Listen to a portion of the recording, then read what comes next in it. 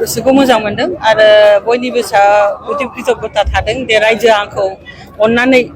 आरो आंनि सायाव बिसास आस्था लाखिनानै एथ' भट होदों बेनि थाखाय रायजोखौ साबायखर होदों सोरखौ भटनि फारागा 49,900 बेसेबांबा बेबायदि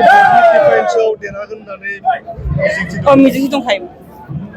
थारमाने बेनिख्रुइ बांसिनसो दंमोन खिन्थु अबेबा एसे अबेबा मोनसे भुल जादों दा बेनि थाखाय बेनिख्रुइ बांसिनखौ जों आसा खालामदोंमोन देरहानायनि उनाव नेक्स्ट स्टेपआ मा जागोन नेक्स्ट स्टेपआ नायनायसै मा मोनो ओरैनोथ' महिला समाजा जोंना आइजोफ्रा मिनिस्टारखौ लुबैदों जुदि मोनोबा आइजोफोरनि थाखाय खामानि मावनो गोसो दं आरो जुदि मोना होमबाबो मावनानै थांनायनि गोसो दं नोंथांनि देरहानायाव सोरनो क्रेडिट सानो रायजो राजा एक नम्बर आरो लोगोसे जोंनि पार्टिनि हाइकमान्ड PNB बडिनि जेसेबां जोंनि सिनियर लिडारफोर दं बिसोरखौ आं साबायखर होनो सानो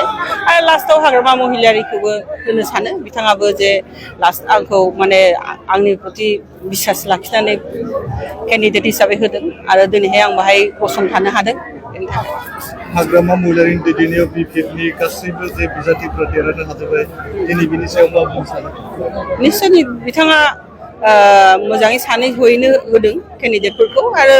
रायजोआ BPFनि सायाव आस्था दं केन्डिडेटनि सायाव थालागि दाथा खिन्थु BPFनि सायाव आस्था दं दा बेनि थाखायनो आं सानो बयबो देरहादोंमोन आरो जों बे आस्था आरो भरसाखौ लाखिनांगोन केन्डिडेट हिसाबै जाय देरहादों दिनैहाय देरहादों होननानै नङा दिनैहाय रायजोआ दे आसा खालामना जोंनो भट होदों जों बेहाय जोङो माबानांगोन आरोखि खामानि मावनानै खोन्थानांगोन रायजोनो दिनै गोबां लोब लोब रायजो राजाफ्रा नोंथांखौ बरायदों बिसोरनि गोसोनि साननायफोरखौ माबायदि पूरन खालामनो सानदों आं जेसेबां हागौ एसे पूरन खालामगोन आरो गभर्नमेन्ट हिसाबै जा खामानि मावनांगौ रायजोनि बे खामानिखौ आं मावलांजोबगोन